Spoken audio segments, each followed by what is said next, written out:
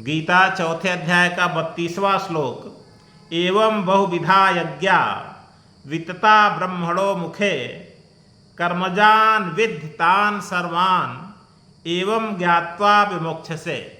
कह रहे हैं भगवान कृष्ण, हे अर्जुन, हे पार्थ, एवं बहुविधा यज्ञा, अभी जो बताया गया इसके पहले नाना प्रकार के 12 यज्ञ, तो 12 केवल 12 यज्ञ नहीं होते हैं, बल्कि इनके अलावा भी अनेक यज्ञ और होते हैं। और इन सारों यज्ञों की उत्पत्ति कहाँ से है? उत्पत्ति सब इनकी वेद से है।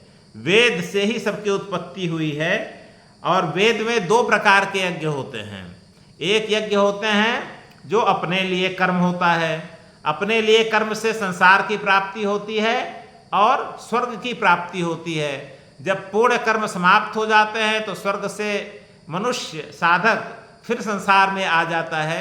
तो अपने लिए कर्म करने से, अपने लिए यज्ञ करने से आवागमन का चक्र बना रहता है। एक यज्ञ होता है निष्काम कर्म का यज्ञ, जो कर्म दूसरों के लिए होता है, उसको कहते हैं निष्काम कर्म यज्ञ, और उस मनुष्य को कहा जाता है निष्काम कर्म योगी। तो यह दूसरे प्रकार का यज्ञ है। और इस यज्ञ के द्वारा आवागमन का चक्र समाप्त हो जाता है और मनुष्य ईश्वर को प्राप्त हो जाता है, अपने मूल स्वरूप को प्राप्त हो जाता है। तो संसार को प्राप्त करना है या भगवान को प्राप्त करना है, इन दोनों का उल्लेख, दोनों की उत्पत्ति वेद से ही हुई है। वेद में सकाम कर्म भी है, निष्काम कर्म भी है। तो अगर वेद को देखा जाए तो केवल 12 प्रकार के ही यज्ञ नहीं होते हैं, 12 प्रकार के ही कर्म नहीं होते हैं, बल्कि इसके अलावा अन्य भी अनेक प्रकार के कर्म, अनेक प्रकार के यज्ञ होते हैं। तो एवं बहुविधा यज्ञा, इस प्रकार अनेक प्रकार के यज्ञ ब्रह्मणो मुखे वितता। ब्रह्मणों का मतलब वेद, मुख मतलब वाणी, वेद की वाणी में विस्तार से कहा गया है।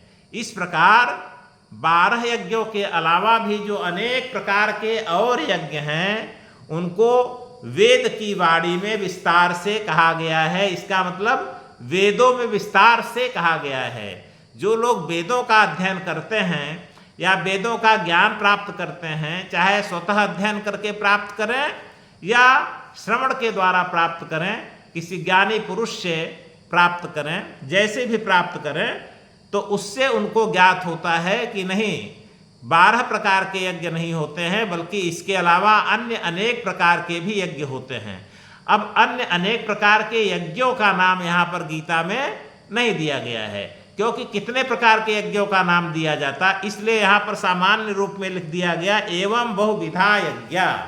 इस प्रकार अन्य अनेक प्रकार के जो वेदों में यज्ञ कहे गए हैं, तो कर्मजान विद्धि तान सर्वान, तान सर्वान कर्मजान विद्धि तान सर्वान, तान मतलब उन सभी को, उन सभी यज्ञों को, तान सर्वान उन सभी यज्ञों को, कर्मजान मतलब कर्मों से ही उत्पन्न हुआ, विद्धि माने जानो। हे अर्जुन, उन सभी यज्ञों को कर्मजान विद्धि, कर्मों से ही उत्पन्न हुआ।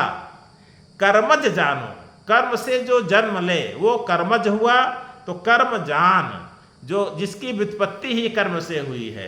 तो कोई भी यज्ञ हो, यज्ञ में दो पदार्थों का होना बहुत आवश्यक होता है। एक तो भौतिक जो पदार्थ होते हैं, और दूसरा कर्म का होना यज्ञ में बहुत जरूरी होता है। तो यज्ञ एक प्रकार से पदार्थ प्लस कर्म, इन दोनों के मिलने से ही यज्ञ होता है। तो यज्ञ में कर्म का होना तो बहुत ही जरूरी है, कर्म से ही यज्ञ की उत्पत्ति होती है। तो कहते हैं जितने प्रकार के यज्ञ हैं सबको कर्म से उत्पन्न हुआ जानो, एवं ज्ञात्वा विमोक्षसे, इस प्रकार जानकर विमोक्षसे, हे अर्जुन, तुम मोक्ष को प्राप्त कर जाओगे। तुम संसार का जो कर्मों का बंधन है, वो बंधन तुम्हारा समाप्त हो जाएगा। अभी जो तुम गांडीव रख करके और अब संन्यास ले लिए हो, कह रहे हो मैं युद्ध नहीं करूंगा, वह सब एक प्रकार से तुम कर्मों में लिप्त हो गए हो। लिप्तता होने के कारण तुमको युद्ध से विरक्ति हो गई है। अगर तुम लिप्तता त्याग दो और निष्काम हो जाओ, निष्काम भाव से युद्ध करो, तो तुम्हारे अंदर जो कुछ भी युद्ध से हटने की प्रवृत्ति उत्पन्न हो गई है वह प्रवृत्ति अपने आप समाप्त हो जाएगी।